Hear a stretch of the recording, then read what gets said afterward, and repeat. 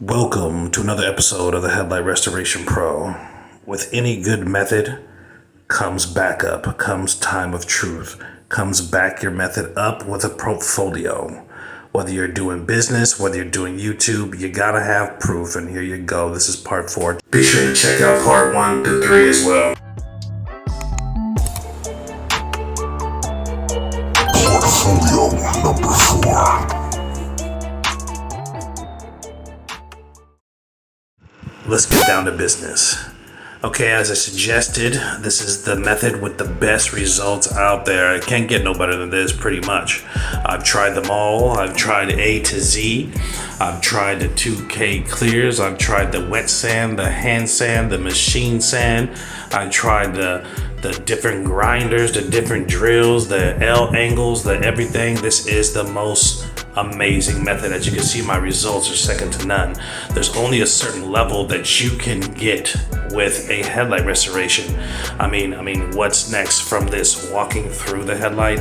That's what the light is doing pretty much at the highest level.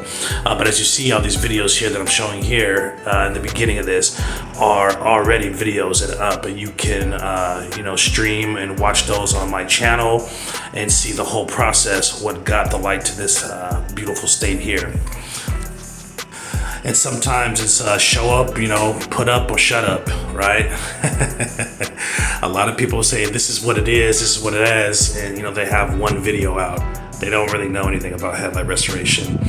And a lot of people do know things about headlight restoration, and they have a good hand at headlight restoration. I'm not saying I'm the only one that could do top-notch, top-tier work.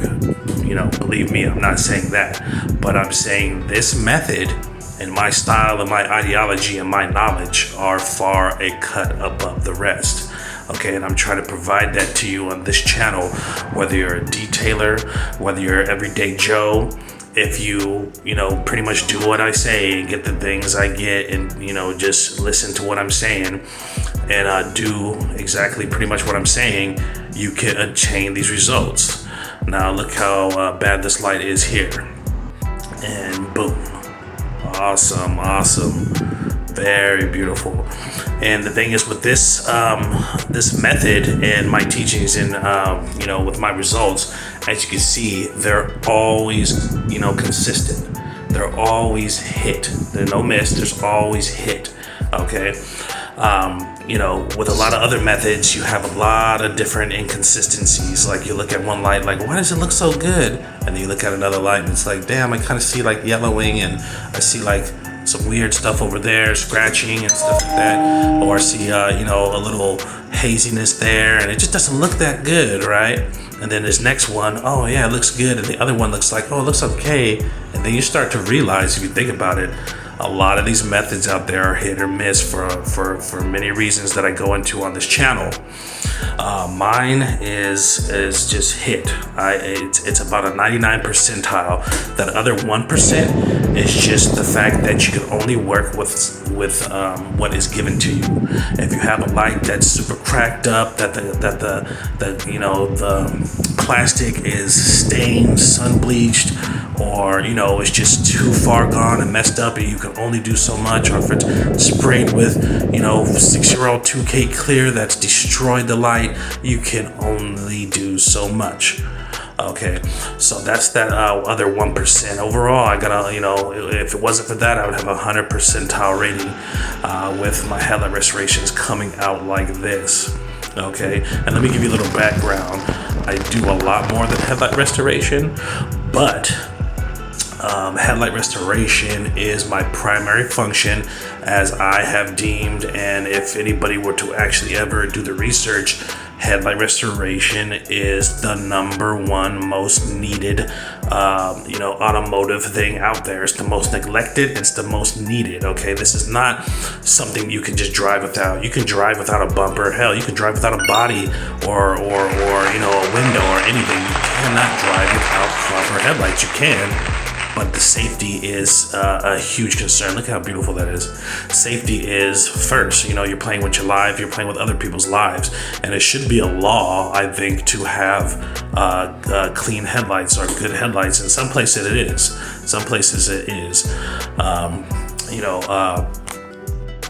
Damn, this light looks good. But it's such a high need and such a demand. If you ever walk around and just look at headlights, you'll see that you're literally about 90+% estimation, damn near majority of vehicles need headlight restoration. The only ones that don't are the vehicles that are brand new, the 2020s and 21s and 23s. Those won't need it, but guess what? They will need it pretty soon, within the next 2 years, or the next 3 years. You'll start, if you're doing headlight restoration now, you'll start getting 2020s in like 2 years or 3 years. The average self-life on headlights from the factory, average is about, anywhere from 4 years to 6 years, and then they'll start needing headlight restoration. Okay. But anyways, like I said, these are just random pictures between my last video and or my last portfolio video number 3 and this video, portfolio video number 4.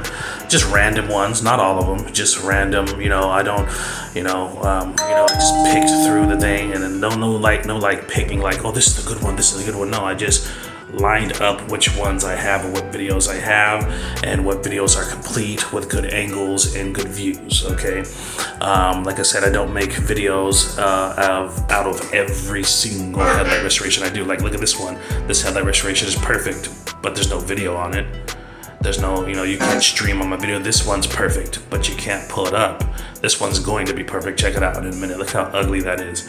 Look how beat up this light is. Never done before. And then watch how it looks when it's done. But, I didn't do the video. Okay. I just, not every time. I don't have time to do a video every day. I have too much work. I'm too busy. I'm doing other things as well. Damn, he must be the man or something. So I don't record everyone. I just record ones that, that cover a topic that I'm trying to cover.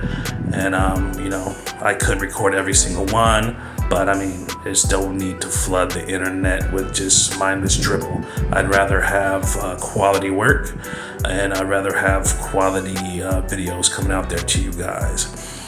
With that being said, this is all about quality. Now, some people don't have the aptitude to, or the mindset, or the background, or the, not even to poke fun or anything like that, or the intelligence to handle a process of this level. Okay, I say every individual, anybody can do it, especially if you have a background in headlight restoration or any kind of mechanical skills. You can do this, and you can even cross reference methods. Like, if you wanted to do it by hand because you didn't have power tools, that would be fine. But of course, it will not come out the same. There's certain levels of heat, certain levels of speed that you cannot match by hand to make this perfection and clarity, and to get this consistent perfection every single time. This is partially why I have such a high percentage rating of everything looking the same, everything being that top tier, is because I use power tools. It takes the guesswork out of it. You know what depths you're going into. When you're doing something by hand, that's where the inconsistency comes in, because when you're using primarily by hand with water, aka wet sanding, you don't know your depths. You can't see it. You can't, it takes, it's too much guesswork. That's why when you see anybody who's a wet sander, 9 times out of 10, unless they're just so good, unless they're really, really good, like if I were to do it, it'd be top notch. But that's a different story. I'm me, right? Most people who do it, even if they're professionals, they're not going to hit the same depth every time, which adds to inconsistency in their finished product. Okay. So to get on this level, of course, you more than likely need power tools, unless you just want to spend hours on a headlight or headlights or one vehicle, and really making sure whatever with the power tools, it just takes the guesswork out. You hit your depths every single time like it's nothing. And I would advise anybody to really follow this method, man. I'm not joking. This is the future of headlight restoration. When people see these lights, they go crazy. Okay, and if you take care of them, you're looking at like my light. I suspect I might have to redo my lights to keep that perfection on there this year.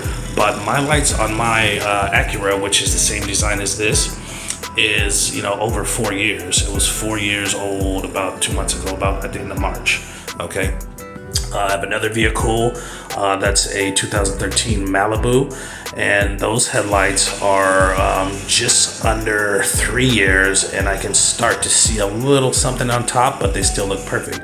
To the untrained eye, you wouldn't see it. But I suspect to have to do both of those this year. And with that being said, every vehicle's longevity in headlight restoration changes, okay?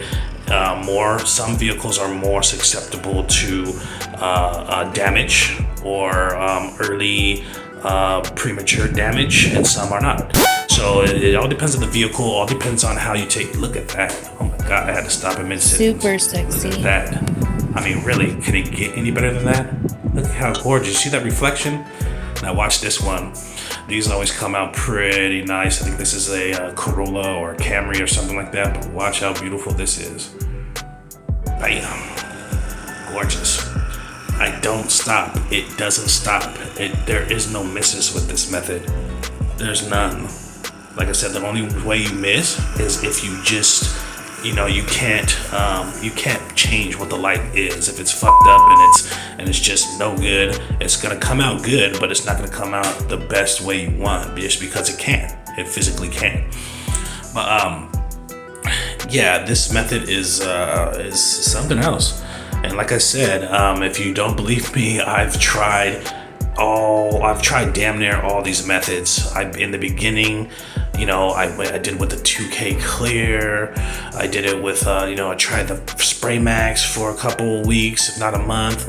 I tried the regular vehicle grade clear codes where you wipe it down. I've tried the alcohol wipes and spray it down and come back, hour or two later. And for a business, it's not feasible. For one, nobody wants to sit there and wait for somebody to, spend 3-4 hours on their headlights when they got a guy that can bust it out in 30 minutes and it look even better than your product, right?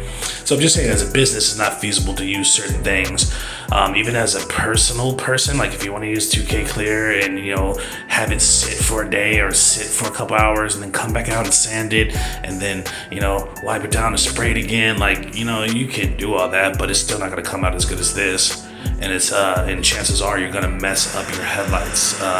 This method is not only one of the most aesthetic, if not the most aesthetic methods ever that I've came up with the polishing, all this stuff like this, and the extra things, whatever. But it's not only one of the most aesthetic, if not, I believe it is the most aesthetic. I'm trying to be modest and respect people and whatever, but I mean, it's the real. I haven't seen headlights that look like this, not even close. There'll be some clear ones, but they don't have the adequate amount of UV. They don't have the reflection in there, and this is how you can tell if your headlight clear is adequate.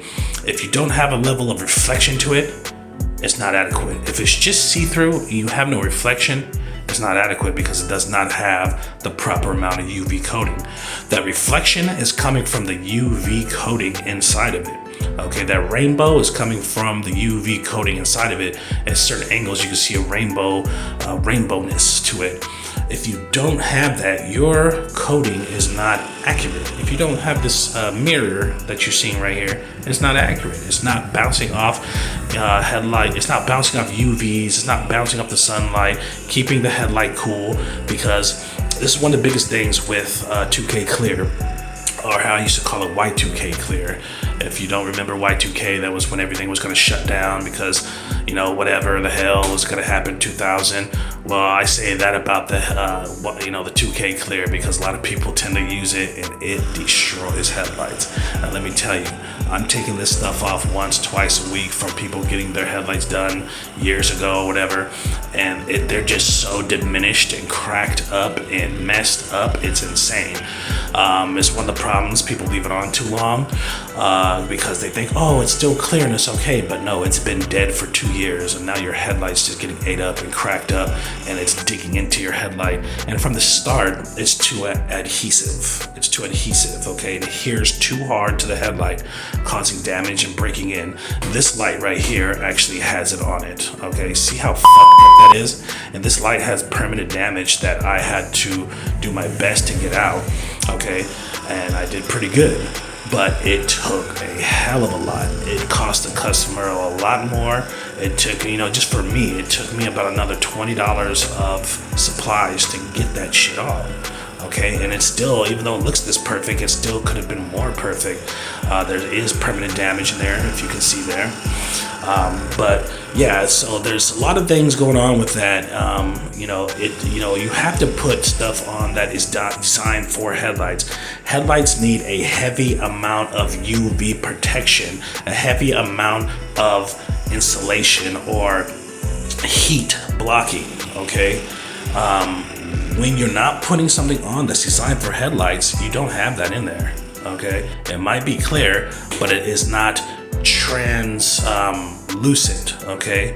Or excuse me, it's not transparent, it's translucent. It's designed to be on a surface to just see through far as, the color or whatever, like paint, okay? It's not designed to have light push through it. It's not designed to keep the headlight surface cool. It's not designed to reflect, UV or heat elements, okay? It's designed for something else. So this is the problem that happens when headlights start cracking and breaking and this and that. And here's the thing. I understand back in the day, a couple years ago, there really wasn't much out there to use. Okay, so this is what people use. This is an old method using these type of things. This is the future of headlight restoration because there are, I shit you not, probably 50 plus different things you can put on a headlight that are specifically designed for headlights. So why do people still use this? I'm just gonna tell you flat out, ignorant. And I'm gonna tell you flat out, uneducated and untrained. Okay, they just like anybody else, they just jumped in the game. They didn't, half the time they didn't even know what the headlight is made out of. Okay, it's made out of polycarbonate, a plastic. But check this out. Like I mentioned earlier, I do other stuff as well. This was just my latest about a week or two ago on my personal vehicle. This is a polished buff and wax with ceramic coat, clay bar, of course, before all that. And look at this motherfucker shine. This thing is beautiful, isn't it? This is my personal vehicle here. And I just want to show you that I do other things too. I do the full gauntlet of detailing, and I do restoration work with paint and all that stuff like that. So I kind of know a little bit extra about things other than headlights. Stay tuned. Don't be a headlight zero, be a headlight hero.